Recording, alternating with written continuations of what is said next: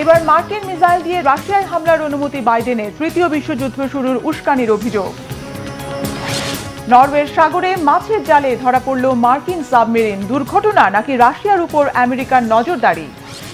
আবারও ফুঁসছে মণিপুর, মোদী সরকারের দফায় দফায় বৈঠক, নিরাপত্তা বাহিনীর আরও সদস্য মোতায়েন।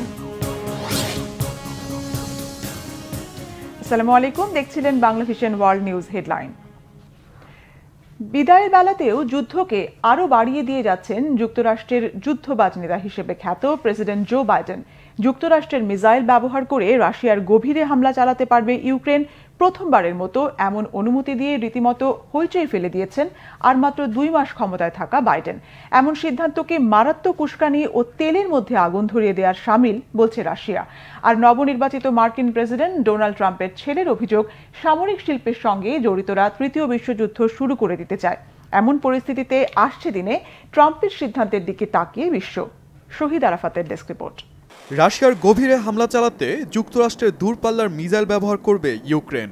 আগামী কয়েকদিনের মধ্যেই হামলার পরিকল্পনা রয়েছে কিয়েভের, কিন্তু এর পরিণতি ভালো হবে না বলে সাফ জানিয়ে দিয়েছে রাশিয়া।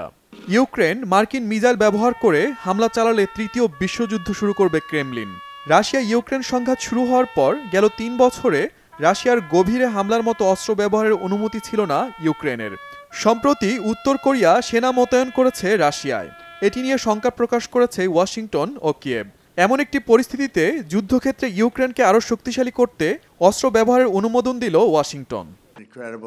যুক্তরাষ্ট্রের নবনির্বাচিত প্রেসিডেন্ট ডোনাল্ড ট্রাম্প আগামী 20 জানুয়ারি শপথ নেবেন। এর 2 মাস আগে ইউক্রেন রাশিয়া সংঘাত নিয়ে নীতিগত পরিবর্তন আনল যুক্তরাষ্ট্র, তবে এটাকে মোটেও ভালোভাবে দেখছে না রাশিয়া। এর আগে রাশিয়ার প্রেসিডেন্ট ভ্লাদিমির পুতিন বলেন, পারমাণবিক শক্তি সমৃদ্ধ কোনো দেশের মিসাইল দিয়ে ইউক্রেন রাশিয়ায় হামলা চালালে পাল্টা হামলা হিসেবে পারমাণবিক অস্ত্র ব্যবহার করবে রাশিয়া। পশ্চিমারা মনে করে রাশিয়া কখনোই পারমাণবিক অস্ত্র ব্যবহার করবে না, কিন্তু রাশিয়ার নীতি নিয়ে পশ্চিমাদের ধারণা নেই। যদি কারো কাজ আমাদের সার্বভৌমত্ব এবং আঞ্চলিক অখণ্ডতাকে হুমকির মুখে ফেলে, তাহলে আমরা সেটি প্রতিহত করতে যে কোনো উপায় কাজে লাগাতে পারি। এক্ষেত্রে পারমাণবিক অস্ত্র ব্যবহার করতেও দ্বিতীয়বার ভাববে না রাশিয়া। মার্কিন কূটনীতিকরা বলছেন, ইউক্রেন রাশিয়া সংঘাত নিরসনে আলোচনার প্রয়োজন। জো বাইডেন প্রশাসনের এই অস্ত্রনীতি ইউক্রেনকে যুদ্ধক্ষেত্রে আরও শক্ত অবস্থানে নিয়ে যাবে। এর ফলে রাশিয়া আলোচনার পথে এগোবে। প্রায় 3 বছর ধরে চলা যুদ্ধে যুক্তরাষ্ট্র ইউক্রেনকে সমর্থন দিয়ে আসছে। মনে রাখতে হবে, যুদ্ধের মাঠে আপনাকে টিকে থাকতে হলে সামরিক সক্ষমতা বাড়াতে হবে। শত্রুপক্ষকে আলোচনায় বসাতেও এটি কার্যকর ভূমিকা রাখে। Shahid Arafat, Bangla vision news desk. জেলেদের জালে মাছ থেকে শুরু করে নানা রকম জিনিস ধরা পড়লেও খুব কম সময় শোনা যায় সাবমেরিন আটকের ঘটনা, তাও আবার প্রায় 8,000 টন ওজনের পারমাণবিক শক্তিচালিত সাবমেরিন। 350 ফুটের বেশি দীর্ঘ এই অ্যাটাকিং সাবমেরিনটির মালিক যুক্তরাষ্ট্রের নৌবাহিনী। নাটকীয় এই দুর্ঘটনাটি ঘটেছে নরওয়ের ট্রমসো উপকূলে। তবে কি এটি নিছক দুর্ঘটনা? স্থানীয়দের ধারণা, নরওয়ের সাগরে থাকা রাশিয়ার যুদ্ধজাহাজের উপর গোয়েন্দাগিরির জন্যই সেখানে যেতে পারেনি সাবমেরিনটি। হাফিজুল ইসলামের ডেস্ক রিপোর্টে বিস্তারিত। সাগরে মাছ ধরতে নেমেছিল নরওয়ের একদল জেলে। তাদের জালে আটকা পড়ল প্রায় 8,000 টনের দানব। জেলেরা প্রথমে ভেবেছিল বড় কোনো মাছ হবে, কিন্তু অয়গুচ নামের ছোট্ট ট্রলারের ফিশ নেটে জড়িয়ে যায় আমেরিকার পারমাণবিক শক্তিচালিত সাবমেরিন ইউএসএস ভার্জিনিয়া। নিউক্লিয়ার সাবমেরিনটি লম্বায় 350 ফুটের বেশি। এটি জালসহ 32 ফুট দৈর্ঘ্যের মাছের বোট টেনে নিয়ে যায় প্রায় 2 নটিক্যাল মাইল পথ। টের পেয়ে রশি কেটে দিলে রক্ষা পান জেলেরা। সম্প্রতি যুক্তরাষ্ট্রের সংবাদ মাধ্যম বিজনেস ইনসাইডার সহ বেশ কিছু গণমাধ্যমে খবর প্রকাশের পর আলোচনায় উঠে আসে সাবমেরিন আটকে পড়ার নাটকীয় এই ঘটনা। প্রতিবেদনে বলা হয়, নরওয়ের ট্রমসো উপকূলে মাছ ধরার কাজে ব্যস্ত ছিল একদল জেলে। হালিবুট নামের এক ধরনের বড় সামুদ্রিক মাছ তাদের মূল লক্ষ্য ছিল। তখনই তাদের জালে আটকা পড়ে যায় ইউএসএস ভার্জিনিয়া। কিছুদিন আগে 20,000 টন উচ্চমাত্রার বিস্ফোরক পণ্য বহনকারী একটি রাশিয়ান জাহাজ নরওয়ের ট্রমসে প্রবেশ করতে চাইলে তাকে বাধা দেয়া হয়। সেই বিস্ফোরকের জাহাজটিকে পরবর্তীতে দেখা যায় যুক্তরাজ্যের উপকূলে। নরওয়েজিয়ান সাগরকে ব্যবহার করে ইউরোপে আরও বিশৃঙ্খলা সৃষ্টি করতে পারেন রুশ প্রেসিডেন্ট ভ্লাদিমির পুতিন। ক্রমবর্ধমান এমন আশঙ্কার আগুন আরও বাড়িয়ে দিল মার্কিন সাব আটকের ঘটনা।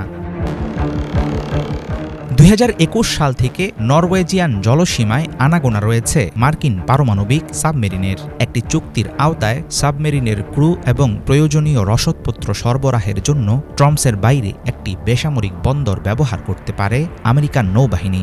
দুর্ঘটনার অবস্থানটি ছিল সেঞ্জা দ্বীপের ঠিক উত্তরে ট্রমসোর উপকূলে। এই এলাকাটিতে নিয়মিত নৌযান সহ সামুদ্রিক যানবাহনের ভিড় লেগেই থাকে। তবে অস্বাভাবিক হলেও পারমাণবিক শক্তিচালিত কোনো সাবমেরিন এভাবে আটকে পড়ার বিষয়টিকে দুর্ঘটনাই বলছেন সংশ্লিষ্টরা। মার্কিন সামরিক জোট ন্যাটো ও রাশিয়ানদের যুদ্ধজাহাজের ঘন ঘন মহড়ায় বিপজ্জনক হয়ে উঠেছে গোটা নরওয়েজিয়ান সামুদ্রিক অঞ্চল। এবারের মতো 1990 সালের নভেম্বরে ঘটেছিল একই রকম মর্মান্তিক এক দুর্ঘটনা। ব্রিটিশ রয়্যাল নেভির ট্রাফালগার শ্রেণীর একটি পারমাণবিক শক্তিচালিত সাবমেরিন HMS ট্রেনচ্যান্টের সাথে আটকে যায় আন্টারেস নামক একটি ট্রলারের ফিশিং নেট। পানির নিচে পর্যবেক্ষণের বিশেষ সোনার প্রযুক্তি থাকলেও প্রশিক্ষণ মহড়ার সময় ট্রলারের কাছাকাছি চলে গিয়েছিল ব্রিটিশ সাবমেরিন। সেই দুর্ঘটনায় ডুবে যায় মাছ ধরা ট্রলার, মারা যান বোটের 4 জন ক্রু। উত্তরাঞ্চলীয় নৌবহর তৈরির উদ্দেশ্যে 2021 সাল থেকে পারমাণবিক শক্তিচালিত সাবমেরিনের নতুন বহর নির্মাণ করছে রাশিয়া। এসব সাবমেরিন নরওয়েজিয়ান সীমান্তের কাছে মুরমানস্ক প্রদেশে অবস্থান করছে। পুতিন যদি ইউক্রেনকে পরাজিত করতে পারেন তাহলে ন্যাটোর প্রতিষ্ঠাতা সদস্য হিসাবে সবচেয়ে ঝুঁকিপূর্ণ দেশগুলোর একটি হতে পারে নরওয়ে।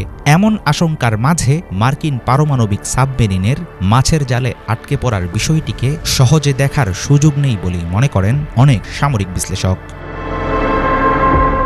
হাফিজুল ইসলাম, বাংলা ভিশন। পাল্টাপাল্টি হত্যা, বিক্ষোভ আর সহিংসতার জেরে মণিপুরে পুলিশ ও আধা সামরিক বাহিনীর আরও 5,000-এর বেশি সদস্য মোতায়েনের নির্দেশ দিয়েছে ভারতের কেন্দ্রীয় সরকার। শনিবার মুখ্যমন্ত্রী সহ 6 মন্ত্রী আর বিধায়কের বাসা এবং কার্যালয় ভাঙচুর করে নজিরবিহীন তাণ্ডবের দ্বিতীয় দিনও থমথমে মণিপুরের রাজধানী ইম্ফল সহ সহিংসতাপ্রবণ 7টি জেলা। 6 নারী ও শিশু হত্যার ন্যায় বিচারের দাবিতে সোমবার প্রতিবাদী কর্মসূচির পাশাপাশি আমরণ অনশন কর্মসূচি শুরু করেছে মেইতি জনগোষ্ঠীর নারীরা। পরিস্থিতি শান্ত করতে কেন্দ্রীয় সরকারের হস্তক্ষেপ চেয়েছেন তারা। গুরুতর পরিস্থিতিতে মহারাষ্ট্রের নির্বাচনী প্রচারাভিযান থেকে দিল্লি ফিরে যাওয়া স্বরাষ্ট্রমন্ত্রী অমিত শাহ জরুরি বৈঠক করে মণিপুরের আইনশৃঙ্খলা বাহিনীর সদস্য সংখ্যা বাড়ানোর নির্দেশ দিয়েছেন। পুলিশের কেন্দ্রীয় রিজার্ভ ফোর্স CAPF আর সীমান্তরক্ষী BSF এর 5টি কোম্পানি সেখানে মোতায়েনের সিদ্ধান্ত হয়েছে। প্রথম ধাপে 2 বাহিনীর 3,000-এর বেশি সদস্য মোতায়েন করা হবে। গত বছরের মে থেকে কুকি ও মেইতি জনগোষ্ঠীর পাল্টাপাল্টি হামলা আর আইনশৃঙ্খলা বাহিনী অভিযানে এ পর্যন্ত নারী, শিশু সহ শতাধিক মানুষ নিহত হয়েছে। বায়ু দূষণ মাত্রাতিরিক্ত খারাপ হওয়ার ঘটনায় দিল্লি সরকারের প্রতি চরম বিরক্তি প্রকাশ করেছে ভারতের সর্বোচ্চ আদালত। শিক্ষা কার্যক্রম আর যান চলাচলে নিয়ন্ত্রণ আরোপের মাধ্যমে গ্রেডেড রেসপন্স অ্যাকশন প্ল্যান বা GRAP-4 বহাল রাখার নির্দেশ দিয়েছে সুপ্রিম কোর্ট। টানা 5ম দিনে সোমবার বায়ু দূষণে প্রায় অন্ধকারাচ্ছন্ন ছিল ভারতের রাজধানী দিল্লি। পরিস্থিতির আরও অবনতি হওয়ায় বিশ্বের দূষিত বায়ুর শহরের তালিকায় প্রথম স্থানে চলে আসে দিল্লি। এদিন সকালে দিল্লির এয়ার কোয়ালিটি ইন্ডেক্সে বা AQI ছিল 931 পয়েন্ট। বেলা বাড়লে যা 1500 ছাড়িয়ে যায়। এমন পরিস্থিতিতে সুপ্রিম কোর্টের বিশেষ বেঞ্চ দিল্লি সরকারের কাছে জানতে চেয়েছে আগেই কেন ব্যবস্থা নেওয়া হয়নি। বিচারপতি অভয় S ওয়াকা ও অগাস্টিন জর্জ মাসিহের তীব্র ভর্ৎসনার মুখে পরে আম আদমি পার্টির নেতৃত্বাধীন দিল্লি সরকার আর commission for air quality management AQM 300 নিচে নেমে গেলেও আদালতের অনুমতি ছাড়া GRAP-4 এর 8 দফা বিধিনিষেধ প্রত্যাহার না করার নির্দেশ দেওয়া হয়েছে। দ্বাদশ শ্রেণী পর্যন্ত অনলাইনে ক্লাস নেওয়ারও সিদ্ধান্ত নিয়েছে আদালত। যদিও আগের দিন 10ম থেকে দ্বাদশ শ্রেণী পর্যন্ত সশরীরে ক্লাস নেওয়ার সিদ্ধান্ত জানিয়েছিল দিল্লি সরকার। GRAP-4 চালু করায় যেসব গাড়ির নিবন্ধন নাম্বার অন্য রাজ্যের সেগুলো দিল্লির রাস্তায় চলতে পারবে না। ইসরায়েলি বর্বর হামলায় গাজা ও লেবাননে অন্তত 116 জন নিহত হয়েছে। ইসরায়েলে পাল্টা রকেট হামলা অব্যাহত রেখেছে লেবাননের হিজবুল্লাহ। ফিলিস্তিনের গাজায় ইসরায়েলি বোমাবর্ষণে নিহত হয়েছে 111 জন। নেতানিয়াহু বাহিনী উত্তর বেইত লাহিয়ার বহুতল ভবন লক্ষ্য করে একাধিক বিমান হামলা চালিয়েছে। এতে প্রাণহানি হয় 50 ফিলিস্তিনির। এক বছরের বেশি সময়ে গাজায় নিহত ফিলিস্তিনির সংখ্যা বেড়ে দাঁড়িয়েছে 43,846 জনে। ইসরায়েলি হামলা নিয়ে উদ্বেগ জানিয়েছেন বিশ্বের ক্যাথলিক খ্রিস্টান ধর্মাবলম্বীদের সর্বোচ্চ নেতা পোপ ফ্রান্সিস। এই নৃশংস হামলা ফিলিস্তিনি জনগণের উপর গণহত্যা কিনা তা বিশ্ব সম্প্রদায়ের তদন্ত করে দেখা উচিত বলে মন্তব্য তার। এদিকে লেবাননের রাজধানী বৈরুতে ইসরায়েলি হামলায় হিজবুল্লাহর মিডিয়া সেলের মুখপাত্র মোহাম্মদ আফিফ সহ অন্তত 3 জন নিহত এবং 30 জন আহত হয়েছে। এছাড়া হাজবাইয়া শহরে প্রাণ হারিয়েছে লেবাননের 2 সেনা সদস্য। এদিকে এবার ইসরায়েলি হামলায় প্রাণ হারালেও লেবাননের সশস্ত্র গোষ্ঠী হিজবুল্লাহর মিডিয়া প্রধান ও মুখপাত্র মোহাম্মদ আফিফ। বেশ কয়েক বছর ধরে হিজবুল্লাহর গণমাধ্যম সম্পর্ক বিভাগের দায়িত্বে ছিলেন আফিফ। হিজবুল্লাহর প্রধান হাসান নাসরুল্লাহকে ঘিরে থাকা সংগঠনটির দীর্ঘদিনের অভ্যন্তরীণ বলয়ের একজন ছিলেন এই আফিফ। দেশটির স্বাস্থ্য মন্ত্রণালয় জানিয়েছে ওই হামলায় মোট 4 জনকে হত্যা করেছে ইসরায়েলি বাহিনী। মীর ফজলে রাব্বির ডেস্ক রিপোর্ট। ইসরায়েলি বাহিনীর বোমাবর্ষণে বিধ্বস্ত এক এলাকায় পরিণত হয়েছে লেবাননের রাজধানীর দক্ষিণ শহরতলি। তবুও সেই ধ্বংসস্তূপ থেকেই গত কয়েক সপ্তাহ ধরে সংবাদ সম্মেলন করছিলেন হিজবুল্লাহর মুখপাত্র মোহাম্মদ আফিফ। তিনি বলেছিলেন হিজবুল্লাহর কাছে লড়াই করার জন্য পর্যাপ্ত অস্ত্র রয়েছে। হয়তো সে কারণেই দখলদার ইসরায়েলি বাহিনীর নজরে ছিলেন তিনি। ইসরায়েলের বোমা হামলায় প্রাণ হারালেন হিজবুল্লাহর অতি পরিচিত এই মুখ। রোববার বৈরুতের ঘনবসতিপূর্ণ রাস আল নাবা এলাকায় ইসরায়েলি হামলার ওই ঘটনা ঘটে। যে ভবনে হামলা চালানো হয়েছিল সেটি ছিল সিরিয়ান বাথ পার্টির লেবানন শাখার কার্যালয়। ইসরায়েলের চলমান হামলায় বাস্তুচ্যুত অনেক লেবানিজ ওই এলাকায় আশ্রয় নিয়েছে। যদিও ইসরায়েলি সামরিক বাহিনী আনুষ্ঠানিকভাবে ওই এলাকা খালি করার নির্দেশ দেয়নি। খ্রিস্টান অধ্যুষিত এই অঞ্চলে হিজবুল্লাহ সদস্যদের উপস্থিতি কম। ফলে ধারণা করা হচ্ছে মূলত আফিফকে হত্যার উদ্দেশ্যেই এই হামলা চালিয়েছে ইসরায়েল। হিজবুল্লাহর প্রধান হাসান নাসরুল্লাহকে ঘিরে থাকা সংগঠনটির দীর্ঘদিনের অভ্যন্তরীণ বলয়ের একজন ছিলেন আফিফ। বেশ কয়েক বছর ধরে আফিফ হিজবুল্লাহর গণমাধ্যম সম্পর্ক বিভাগের দায়িত্বে ছিলেন। জানা যায় হাসান নাসরুল্লাহর একাধিক ভাষণ নিজ হাতে লিখে দিয়েছিলেন তিনি। এমনকি যখন নাসরুল্লাহ কোনো বার্তা দিতে অপারগ হতেন তখন সংবাদ সম্মেলনের মাধ্যমে সেটি প্রচারের গুরু দায়িত্ব পড়ত তার কাঁধেই। হিজবুল্লাহর সামরিক কোনো পদে না থাকলেও আফিফের ছিল বুক ভরা সাহস। নাসরুল্লাহ নিহত হওয়ার পর আফিফের এক সংবাদ সম্মেলন চলাকালে ইসরায়েলি বাহিনী সতর্ক করে তারা নিকটবর্তী একটি ভবনে হামলা চালাবে।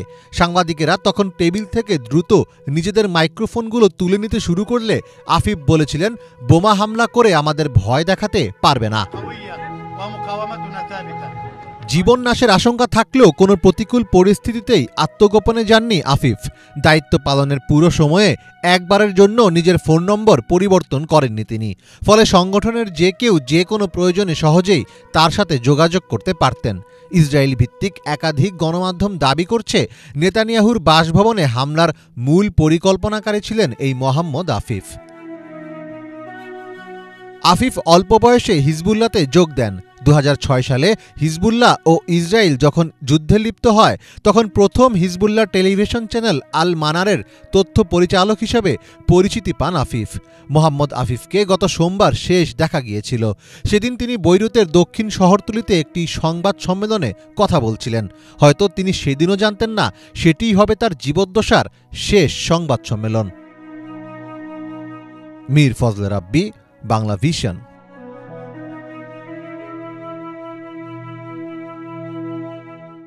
এই ছিল আজকের মতো, সাথে থাকায় ধন্যবাদ।